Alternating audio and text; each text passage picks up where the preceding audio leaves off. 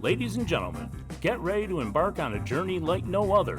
Welcome to the Glum Lot Podcast, your go-to destination for a unique blend of recovery and discovery. I'm Brett. And I'm Mark. And in this podcast, we will endeavor to create a safe and uplifting space for our guests and listeners to share their stories with sincerity and a touch of humor.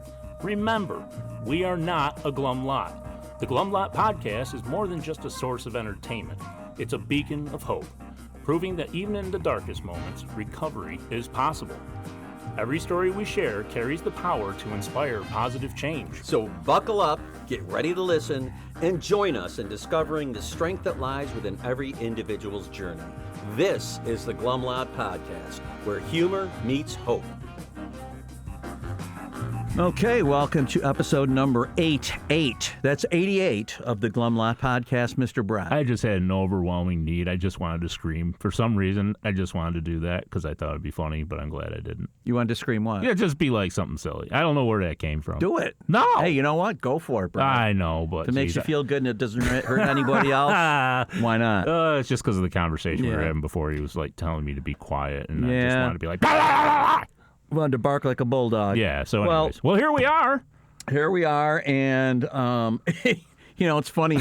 Someone came up to me tonight at the meeting we were just at and said, oh, did you see the comments I left you? And I'm like, what? What?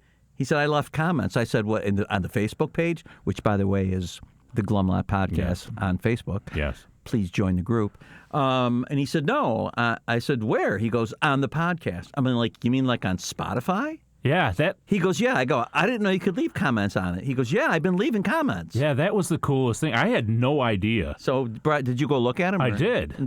Were they positive?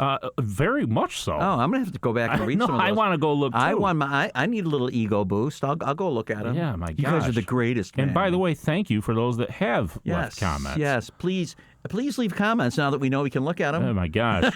Yeah, help us with our technology. We're not super smart, but if you do want to email us, if you got a guest or you want to be a guest, that would be great, or you know someone who could be a guest, or you just have any comments, you can reach us at theglumlotpodcast@gmail.com. Yeah. So, hey, that meeting we were at. Yeah, it was a doozy. It was a doozy because there was a friend of ours there who has been having a lot of problems with maintaining his step one. He's been drinking. Goodness. And he was at that meeting, and he was drunk. Yeah. And he was very sad. That was my first time experiencing that. Oh, really? Yeah. We haven't had that in my time in the rooms. Not a lot, yeah. But I've been to meetings where people are drunk, and they come in and they cry. And, one thing at this meeting, nobody really... sometimes there's an old-timer that'll go, Jesus Christ, you're wasting our time. And right, they forget that one tradition. Yeah, but this guy was hurting. And one thing that came out of this was some people spoke about people not being able to make it back. Yeah. And that is a realistic thing. If anybody feels like, I haven't drank in 7 years, and I could probably go out and just come back. Yeah. It doesn't always happen. Oh, no. Sometimes people can't come back, or at least they can come back for a long time. Yeah. There was a guy at the meeting tonight, Peter, who's a great guy who's been on our podcast. Yeah, Peter G. Who was out for a long time. Yes. He went out, he could not come back. Mm-hmm. And he suffered greatly. And he's lucky to make it back alive, and he's lucky now to be sober. He almost didn't. And he'll be the first one to tell you that. Yeah. So it is, obviously, it's nothing to play with and not to be taken lightly. Sobriety's got to be job one. Everything springs forth from that. And to put that in any kind of jeopardy because you may think you have it or whatever, or complacency, you're playing with fire. Oh, yeah. And another person in that meeting spoke about the monster. You've awakened the monster. Boy, that really hit me because it's true. I saw the monster tonight. Yes. You could see it in his face. Oh, he was jarring. Suffering. That's what I would say about it as somebody that's really never seen that before. It was jarring. Yeah. The wailing, please help me, please help me. Really the suffering is real. It's palatable. Oh, my gosh. And you feel it in your gut because you've been there. Let me tell you. Yeah. Once you've been there and you see somebody else, you're like, oh, my God. It's scary. Yeah.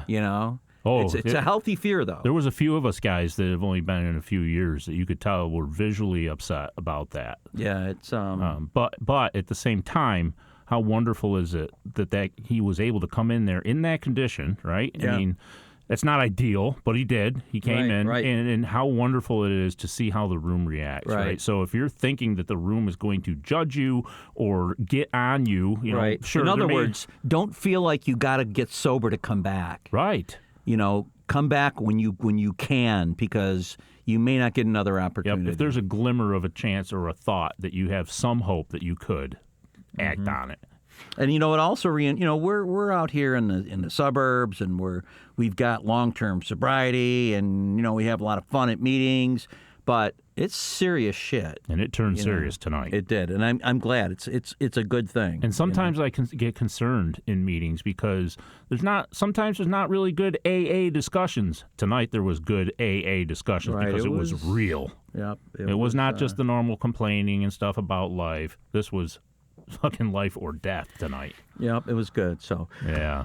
Anyway, we have a guest with us today that was recommended by our friend Vicky, who's been on. Yes, she has. And he comes to us all the way from Galveston, Texas. Yes. With his story, and originally from Brooklyn. Yep. Just like Vicky. So let's meet him. Let's welcome Mike. Mike.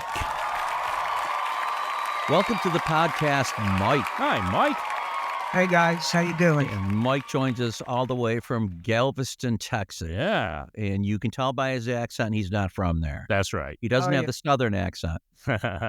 So, can we start with your sobriety date? Yes. October 6th, 1988. Okay. And we like to rewind back to your first experience as a young person with drugs and or alcohol, and kind of see how you got into it. Yeah, like all the details. Maybe your first drunk or whatever it is. Yeah, well, I really started probably at the age of 14. And it was just, the cheap wine, Boone's Farm, Red Ripple. There was one that came out called Poco Mas, which was in a dark bottle. It was supposed to have like these pieces of fruit in it. I don't know if they were fruit, fancy. But yeah, real fancy. And and that's where it started, with the wine, and then maybe a little bit of liquor out of the parents' cabinet. And then we moved on to weed. That was just the early stuff, the 14, 15 years old. So what did you notice about it? Like, did you get a feeling? Yeah, it made me feel invincible almost, We would get together with a couple of guys and play ball.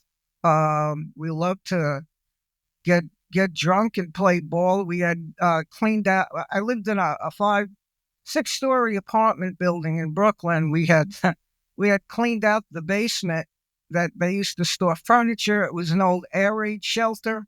Had a real live incinerator and somebody else sleeping down there. We cleaned out all the furniture. We made a hockey court out of it, and man, that's like a kid's dream. We would have guys come over and we would get slammed and play ball. Yeah. And then when the weather permitting in New York, we'd, go out to the basketball courts and play, drunk usually at night. Everything was always at night. I was still in school. Everybody else was still in school. And it got me out of me now that I look at it. So what was you? What was me? Yeah. Basic kid. No brothers or sisters. Parents, good parents, man. Good people that we would want to hang out with.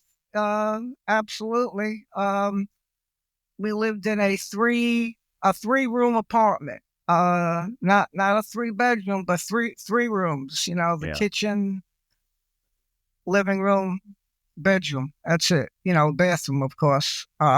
I slept in the living room, so there was a need for me to get out of the house so I could be somewhere, and do my things. Of course, my parents aren't going to let a 14 or 15-year-old drink. And And I was in school. I got into a music class early on, and I became a music major for a few years, which eventually, due to all the, the drinking and excessive drug use, I eventually lost that. Same. Oh, really? Okay. Yeah, exact same. So you're growing up in New York City, and is this in the 60s? This is in the 70s. 70s when you're a teenager, right? Probably about the same age as me. And there's a lot of weed around, and in New York, there's probably other drugs easily available, right? Yes. Did you ever dabble in any of those? Yes. Yeah. It was, how you look in the textbook and they show you the natural progression. That was me in the textbook, the natural progression. Yeah, I got, later on, I got heavily into pills and into coke. It was all involved with drinking too. Drinking was a staple, drinking was Yeah. something that was there. Yeah. So it's drinking and whatever else we can get our hands on. All the time. My mom worked in a drugstore. Ooh, bonus. And, there was a couple of, moments of opportunity, but, pretty much that was a hands-off kind of a place. But whatever we could get, and there was a lot to get. I remember growing up, there was always Quaaludes around and all of those pills that were around. It was very easy to get. Yeah. So you're a teenager and you're going to high school, and does it ever seem to you at the time that maybe this is not a good path? Or is it pretty much just everybody's doing it, this is just part of growing up? Well, that's a good question because, I noticed that I saw everybody else doing it, at least the people that I was hanging out with, they were all doing it. And, birds of a feather. But as you went through high school, I always got drunk. I always got high, just a little bit different than everybody else did. I always was either pre-medicated before, and I was always the last one to continue. And I always took it to the next level. And while people in high school were kind of planning on their tests and college, I was still using. I started to use quite heavily. Were there any consequences when you were a teen from drug and alcohol use for you? Yeah, there were consequences. I mean, I showed up drunk a couple of times to school. One time during a test, and I got kicked out. They, had brought my parents in, and they let me back into the school to take the test. Things like that. Consequences really didn't start until I got my driver's license and got a little bit more freedom. Otherwise, it was just the only consequences were really, hearing it from my parents that you can't keep doing so that. what changed once you got your license and were able to go out on your own? Yeah, I was that was a newfound freedom. I wasn't driving drunk necessarily, but I was driving, high, and I'd smoke some. It gave me the freedom to start going to concerts. It gave me the freedom to go to other people's houses, to meet other people.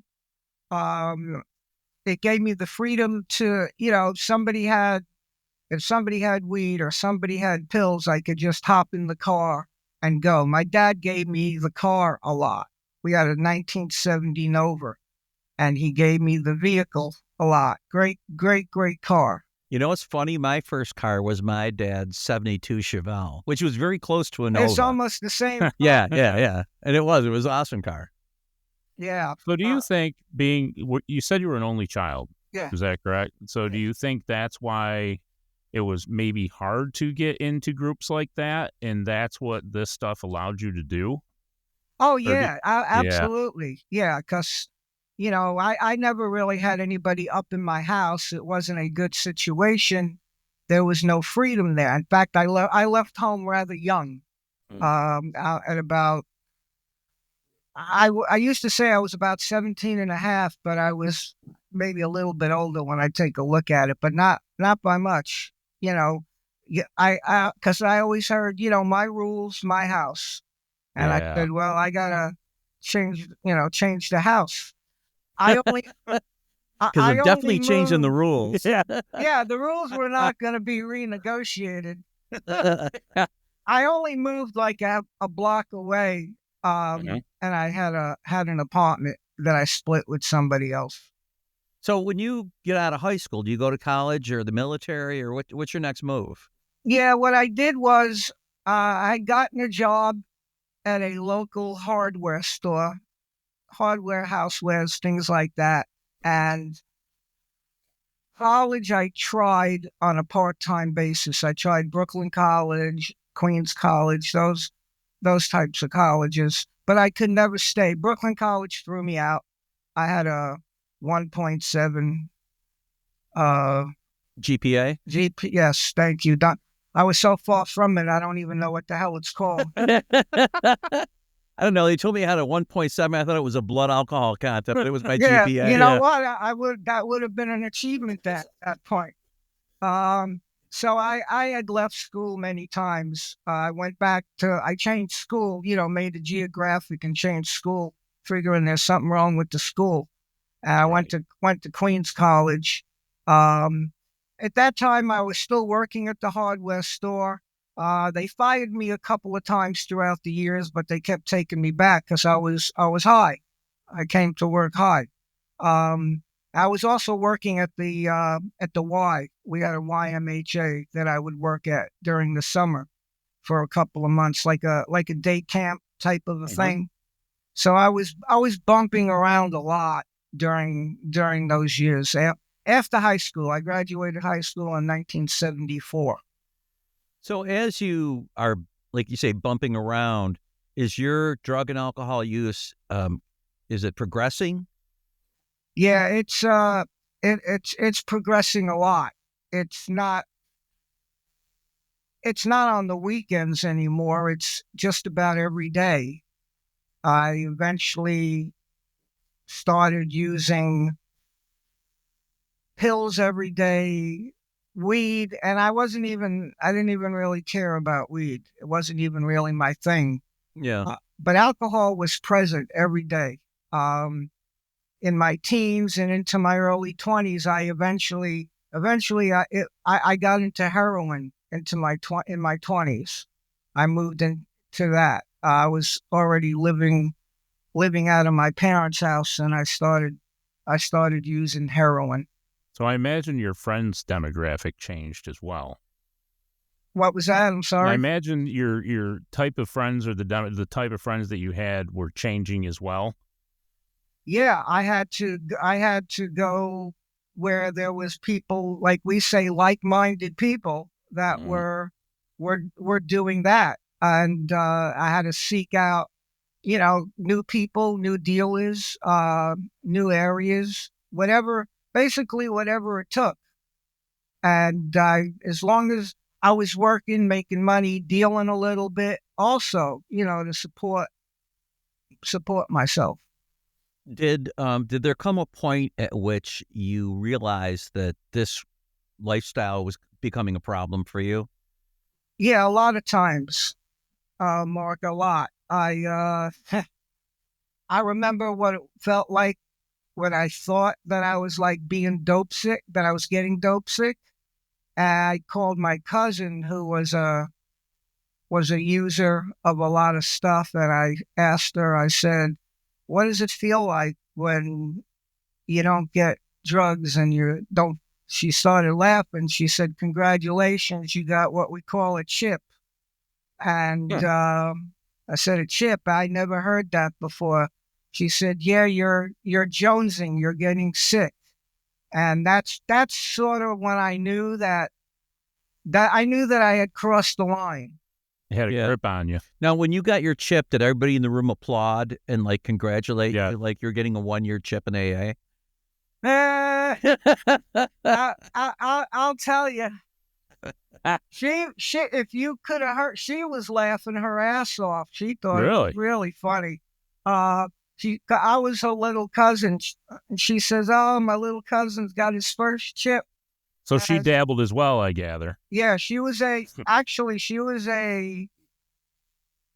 probably a very, very large heroin and drug dealer out of Coney Island area in Brooklyn for a lot of years. So you get dope sick. Does this change the way you look at your drug and alcohol use at all? No, not at all. So it's just another part of the deal? It's just a part of the deal, right? The answer would be, don't run out, or change up or cut down. If I was sick, Jay, let's just say with a cold or something, you would just do more. And I wasn't working steadily anymore. I was out of work quite a bit. Also, I wasn't at that hardware store anymore. I had very, very little employment. I was, just kind of hustling around. So was there something that happened that was a wake-up call for you? Yeah, I think it wasn't one final thing. It was, I think, a series of events that occurred over a period of time. I felt like I was in quicksand, and every time I tried harder to get out or stop, I got deeper.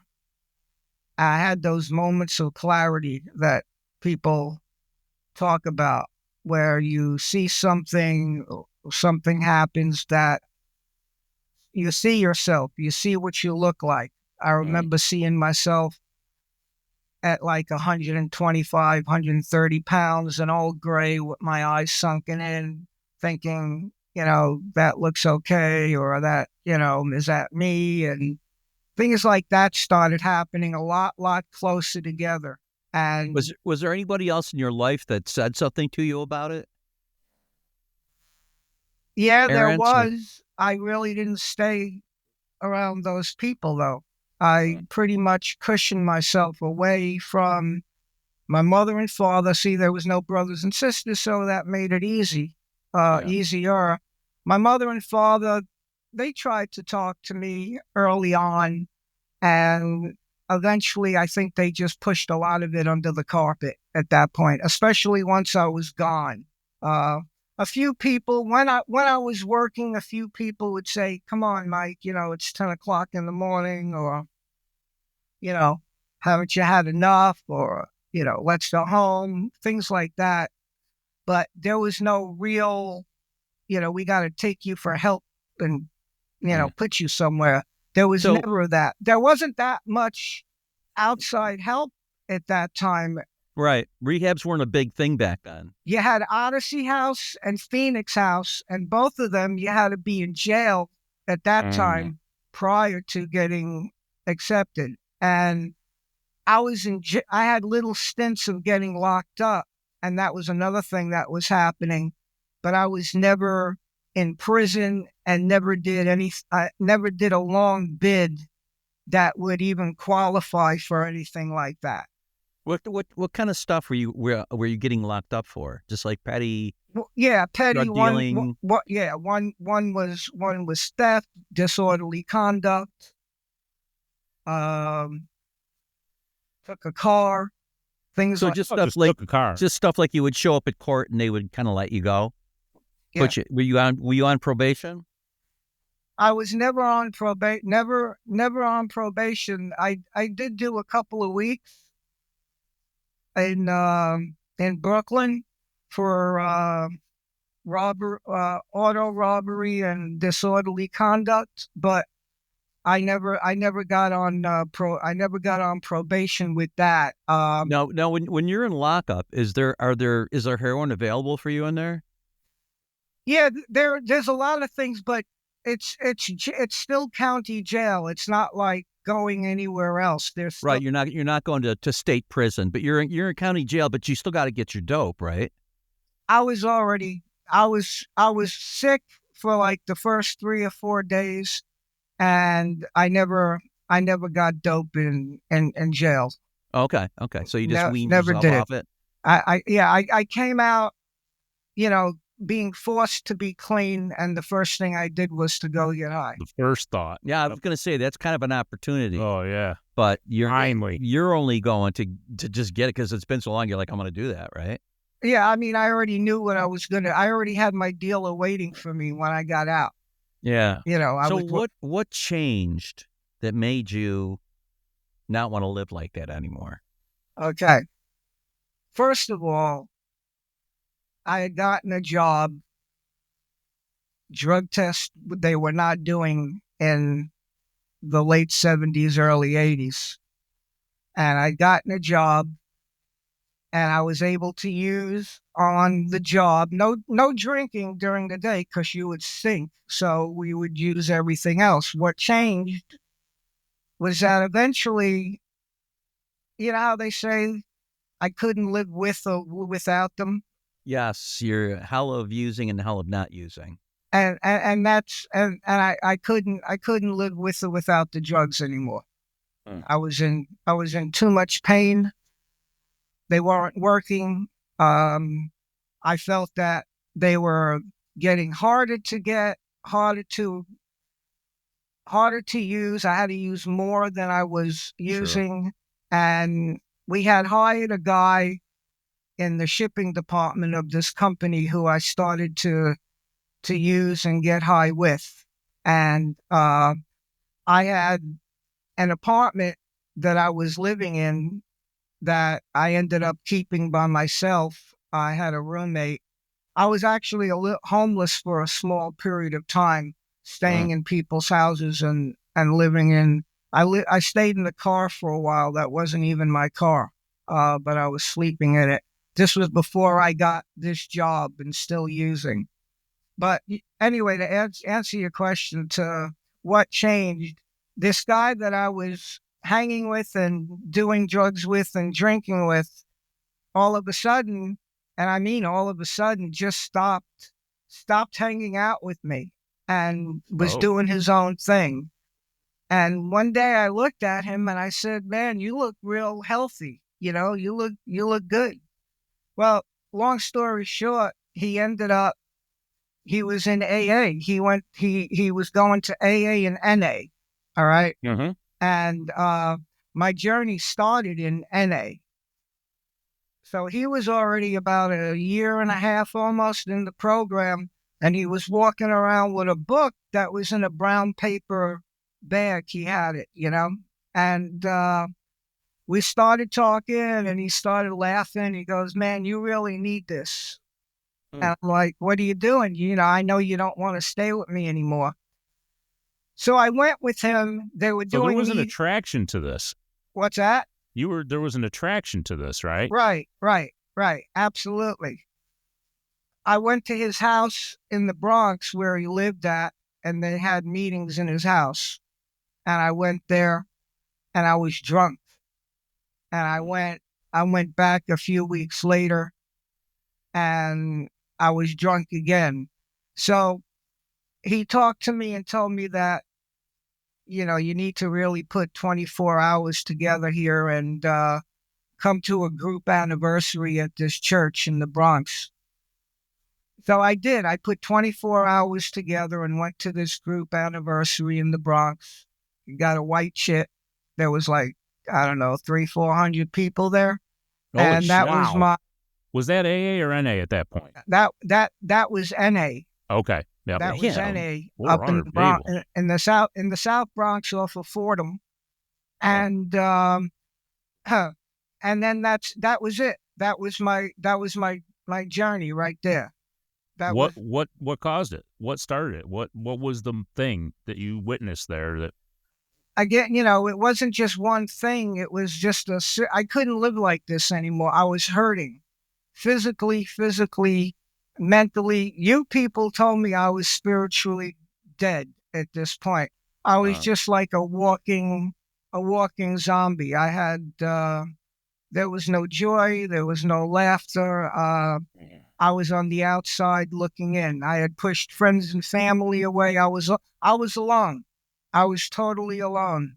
So you were desperate. Yes. You realized your position, and it was desperate. Desperate. And that's what made you willing to maybe be a little more open-minded towards recovery.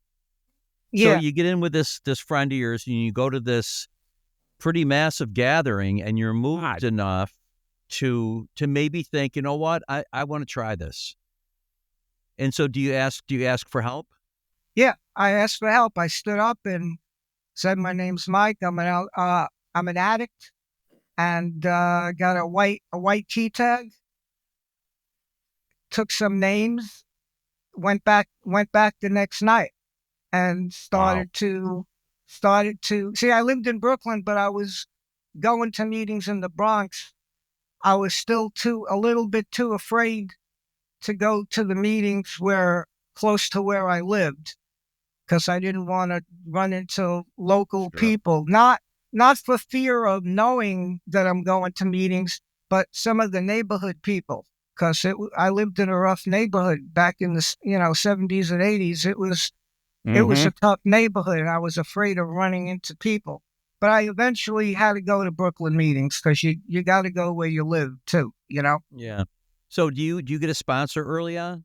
Yeah, I did. I got a sponsor with had about 30, 40 days in the program. Got a sponsor. And he stayed my sponsor for a very long time, for many, many years. And you start working the steps, reading the book? Start working the steps. This is still NA, but I'm also hitting a couple of AA meetings too for further. How did you hear about that? Oh, or why did you go? You know about it. Yeah, we know. You just knew through other people. When you first started going to NA, you realized, or were you told, that this means everything? You can't do heroin. You can't use alcohol. You can't smoke weed.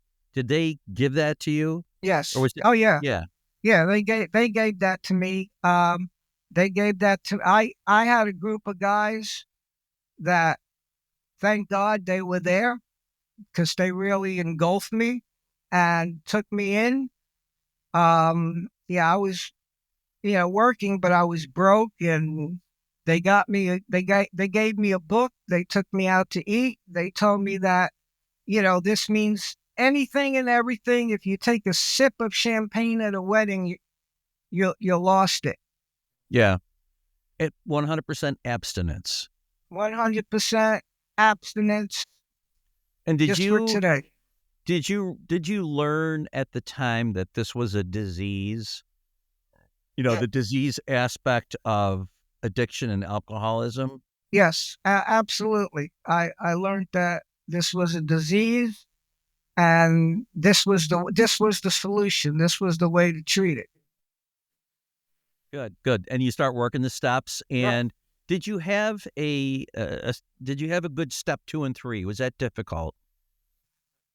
I had problems with 2 on the finding, having faith in something that was really difficult at that time for me to see.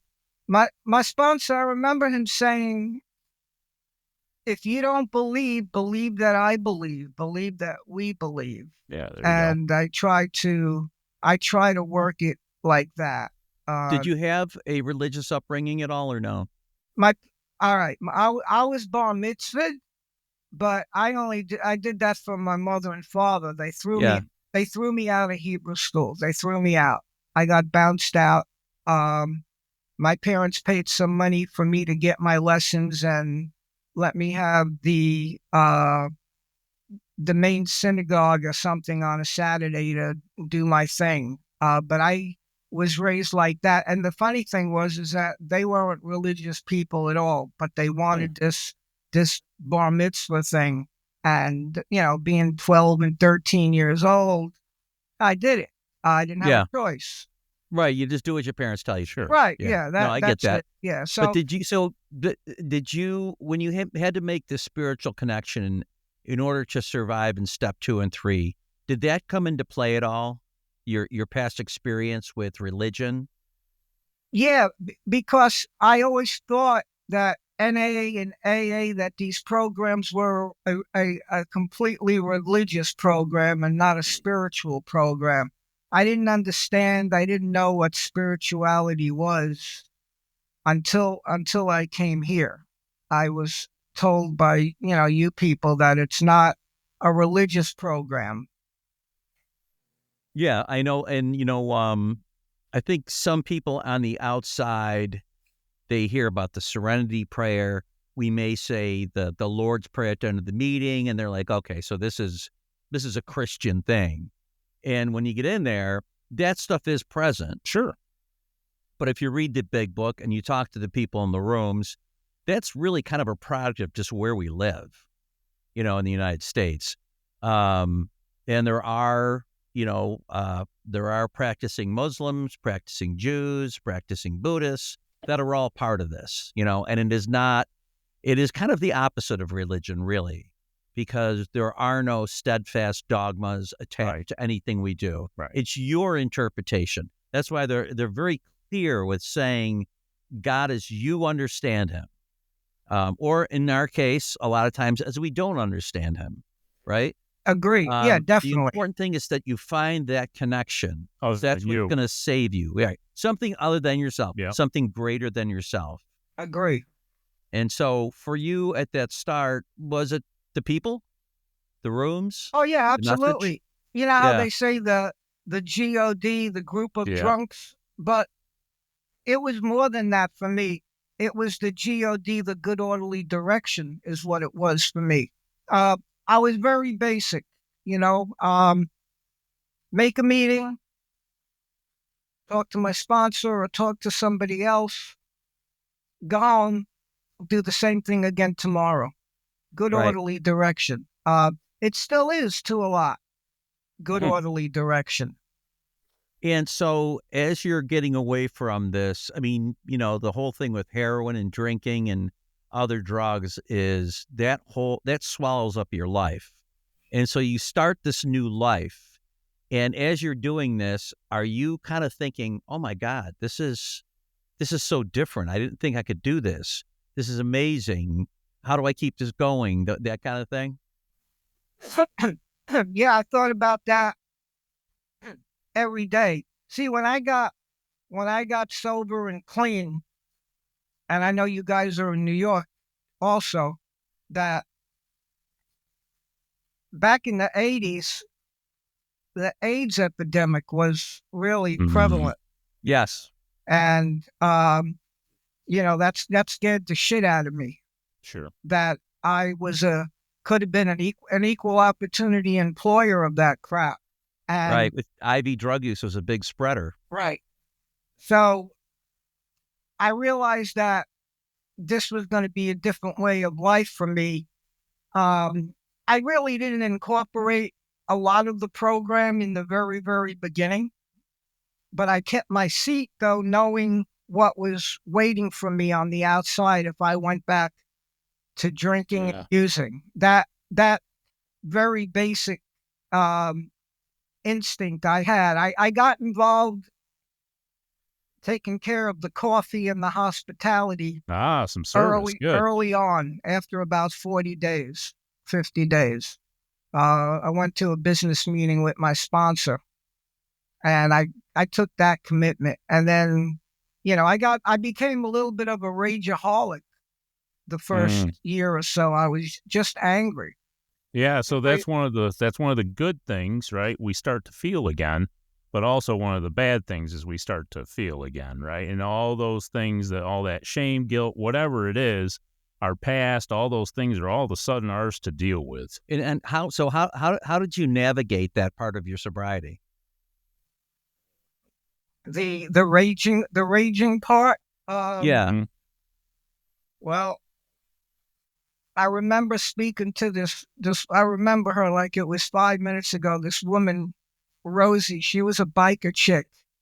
She had like 20-something years, and you were God. If you had 20-something, you walked on fucking water. And she said, Mike, you got to get off your ass and do some work in these rooms and start sponsoring and take a commitment besides give that coffee pot and stuff to somebody else at the business meeting. Start taking commitments that are in the structure of our business meeting. Become secretary. You only needed 6 months for that in this group. So I started to take commitments and in the group itself. I took secretary, and then after like 9 or 10 months, I went on and I chaired a meeting, and I got involved. I got very, very involved, and still no real big God stuff with me yet. That first year or so, I don't think I was able to cry or anything like that. Still very, very detached. Really, really focused on the getting and using and the way I used to be, as opposed to trying to, navigate anything else. I still felt sick from all the drugs and alcohol.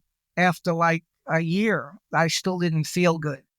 Yeah, post-acute withdrawal syndrome. I mean, that's a big deal early on in sobriety. It's funny, though, when you mentioned the biker chick, right, the harsh lady, it seems like there's always one of those, isn't there? Yeah. There's one up here we hear about Connie, right? Yeah. Some gruff person that sets us straight. Yeah, that just tells it like it is. And a lot of us guys have that lady, right? That tells you what you don't want to hear, but that you need to hear. Yeah, and then you hear it, and you know you heard it years later. Yeah, I think they make it, it's like a prerequisite for a meeting. Yeah, there's got to be one planted.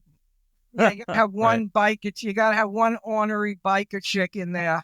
So then my question is, in that first year, had you started had you gone through 4 and 5 and all that? Were you doing your inventory? No. Okay. So that's no. Yeah. Okay. I had. That's a good question. I had gone to step 3, and that's kind of where I sat up until about 18 months. Not uncommon. And then I then I got my 4th. I did, and the 4th step that I got, there was a group of guys that was my sponsor and his grand sponsor and another sponsor. And we had this 4th step guide list from a place called Veritas Village, which is still in existence. It's in Veritas, New York. And it was just a men's retreat. I think it's men's and women now. It's still there. And they had this like 18-page thing on a 4th step. A lot of it was multiple choice and then add to it kind of a thing. Mm-hmm. And it was 100 or so questions, but it was divided into 3 categories. It was divided into childhood, adolescent, and adulthood. And it asked me the same question, different ways, different... Trying to uncover those. To it. Yeah. Yeah.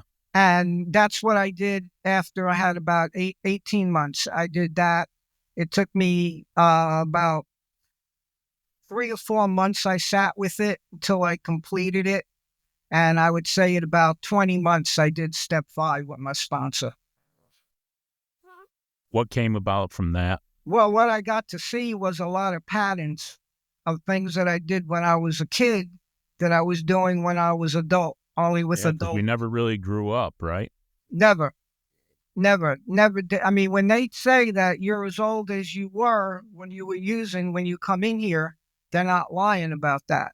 Yeah, because you even said it. All your friends had moving on, getting into colleges and stuff, and that's exactly when we stopped growing, right?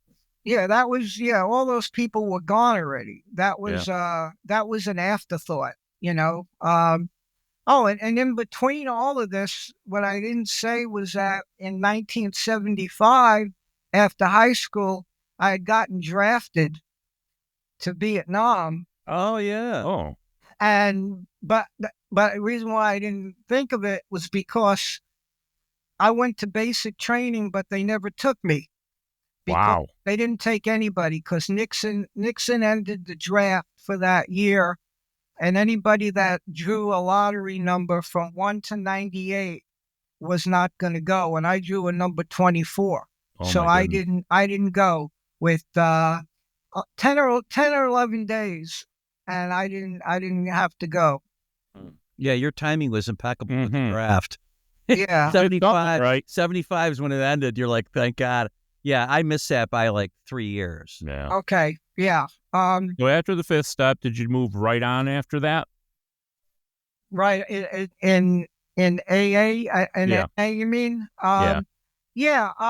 After the fifth, after I had done a fifth step with my sponsor, and I had the same sponsor for a lot of years. Mm. And he was HIV positive. He didn't want to get tested, and I busted his balls. You gotta get tested, and you gotta find Get over out. that fear. Yeah, you gotta find out. And he, in hindsight, he knew. He knew. You know what you did. You know what you did, and he knew what he did, and he was positive, so he was living with that on top of everything else. But he stayed my sponsor for a lot of years, like 16 years. Wow. Did he So, live long enough to see the new class of drugs come out that were saving yeah, people's lives? yes, he passed away, I think, about 5 years ago. Oh, okay. So, 5 or 6 years ago. So he lived for a long time with HIV. When he got tested, there was no HIV. You were either AIDS positive or not. There was no middle of the road. So yeah, he lived for quite a while. We had split ways, and with me being here in Texas, especially that, I picked up another sponsor. But I threw myself into service work and sponsoring guys and you did doing do that. what the program taught me. I also stopped making meetings for a while too. Mm. Later on. I know we're not at that point, but later on I did. Yeah, how did you end up in Texas? The company that I was working for, where I met that guy that, basically 12 stepped me. I mean, that was basically what it was. And I have a friend that I grew up with, that I played ball with, and from the neighborhood, that was living in Houston. The company that I was with sold. I was bumping around. My dad had already passed away. My mother was still alive. My relationship that I was in, I got into a relationship like 9 or 10 months after I was clean, and that was over with. So I left. I went to Texas and stayed with his family for a little bit. And you ended up not leaving? Right. Yeah, I ended up staying. Did you find NA and AA when you moved to Texas? That was the first thing I did. That's a good question too. I was already making both meetings, but basically I was still doing NA with some AA. When I came down here, I found NA right away, and then I realized that I was going to need to switch over to AA because NA was smaller, a little bit of a weaker fellowship. Okay. Because here I was a guy already that had, I guess when I came here, 11, 12 years or something like that, 13 years, and I just wasn't getting much of what I needed. I started a couple of groups with some people. One group is still going strong, thank God. Well, I don't know, strong, but it's still going. Sure. And then I just changed fellowships and went to AA exclusively. So, like a lot of us, when I say I'm an alcoholic, that incorporates a lot of things. Yeah. But you did say, the alcohol was the one constant. It was always there. Yeah. Look, man, I know at the bottom of that glass, there's going to be something that I'm going to want to do too. So I Yeah, just, true. stay away from it at that point. Yeah. So you got away from meetings for a while, you said, right? I had Yeah, the same experience. I'm sorry. Go ahead. I was going to say, I had the same experience. I got away from meetings for a while, and it wasn't good for me. I didn't drink or use any drugs, but my life changed. My life was turning to a worse way. And I thought to myself, I really need to go back. The design for living I was given in AA needs to be maintained in AA. I can't do it alone. So I did go back, and it was the best thing I've ever done besides go to my first meeting. What was your experience like with that? I had gotten hurt in a car accident, a hit and run car accident like 13 years ago. And I got pushed into a ditch from behind, and I got hurt, pretty much left for dead. That person's house that I told you that I stayed with when I moved here to Texas ended up taking me in when I had come back from this car accident here. And I was really beaten up. I was in the hospital for like 4 months. I was in a wheelchair for maybe a year and a half. Got a lot of metal in me, pushed me into a ditch, clean and sober and everything. Of course. And then I started to stay away from the meetings at that point. My home group, 1 or 2 guys came around. Otherwise, I didn't see anybody really. I had a couple of friends, that would come around. Like I said, people that I stayed with, I stayed in his house for 2-3 months at the time, maybe longer, close to 4, I think. And I had been married before that for 4 years and divorced already for a good year and a half. So I'm recuperating from a car wreck, but I decided not to go back to meetings at that point. I did exactly opposite of what I should have done. Mm-hmm. Completely. So what changed that? What brought me back to the meeting? Yes. And I know that fucking sober pain. Yeah. That pain where you got a claw up your ass that you can't scratch, man.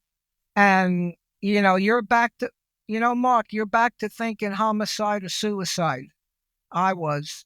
And I had all sorts of things running through my head. And, here I am, a lot older, a lot smarter, I thought.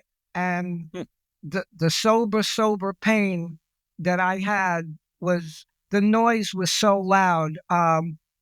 It's amazing how far and how quick I moved away from God and the program. Once you stop maintaining it, you start to revert back to the old way of thinking. And you said it, it's amazing. Always. Yeah, and you start to rely on yourself and your ego, and it's a shit show. And you may not even notice it at first. You know what I mean? Didn't. I didn't. I mean, I don't know how many years you didn't go, but I didn't go for almost 6 years, I think. Mine was about 7. Yeah. Okay. Yeah. And I couldn't stand even being around myself. I didn't like the way I was thinking. I didn't like the way I was feeling. It was the getting and using and finding ways and means to get more without doing any drugs or alcohol, Yeah. Well, I'll tell you, hearing this stuff teaches me, guys. Boy, I've only got 3.5 years. So when I hear don't even say it like that. You know something? When I say my sober time, I don't even like to say it. It's almost like I don't even deserve it because I know how I fucking screwed this program up so many different ways. But you found it. And it really is one day at a time. All right, you found it again. Whether you have 35 years or 3.5 years, it's one day at a time. We're all in the same boat. And that's the disease telling me that bullshit. Right. I have to tell myself exactly what you said. Because I know what the alternative is for me. And that pain that I was in again was so great. I got back on the horse. I'm staying in the middle of the boat now, and it's so much better. Yep. Have you gotten back to sponsoring anybody yet? Oh yeah. Nice. Yeah. No, I've been back for a good while now. I've been back for a good eight years now. Awesome. Maybe 5 years about. Mm-hmm. Doing steady stuff. Good. Sponsoring, service work. I'll do Zoom meetings. I'll do an in-person meeting. Nice. You know. I mean, you came recommended, so you must be doing it right now. Oh yeah, Vicky. Yeah, past guest. Yep. Yeah, so she came on the Zoom meeting last night. I do a step study speaker meeting on Wednesday nights. Oh, what is it called? Worlds Collide. Worlds Collide. Worlds And Collide. is that listed anywhere? Or? Yeah, it's I'll send you the info, but it's listed on the AA intergroup online meetings. We got registered on there. Excellent. So look up Worlds Collide. Yeah, so if people want to find you, it's on Wednesday nights? Well, it's every night at 7 p.m. Eastern. Oh, okay. And Wow. the step study is on Wednesday nights, 7 p.m. Eastern. Okay. Okay, Yeah, nice. we did step 8 last night, and so yeah, she came on. Vicky came on last night. Awesome. Yeah. Yeah. Well, Mike, we're at the end of our time, and we want to thank you for coming on and sharing with us Absolutely. your experience, strength, and hope. And hope some people kind of check out your Zoom thing too. Yeah. That'd be cool. Some good work. So until next time on the Glum Lot Podcast, I'm Mark. I'm Brett. And I'm Mike.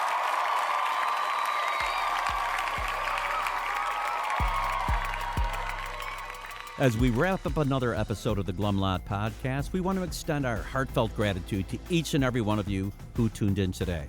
Navigating the path to recovery from alcohol and other substances is a journey filled with challenges, triumphs, and self-discovery.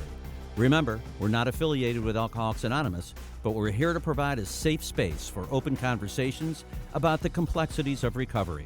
Your stories, courage, and resilience inspire us and our listeners alike. If you or someone you know is on the transformative journey, know that you're not alone. Join us next time as we continue to explore the diverse facets of recovery. Until then, stay strong, stay connected, and remember that each day is a step towards a brighter, sober tomorrow. Thank you for being part of the Glum Lot community.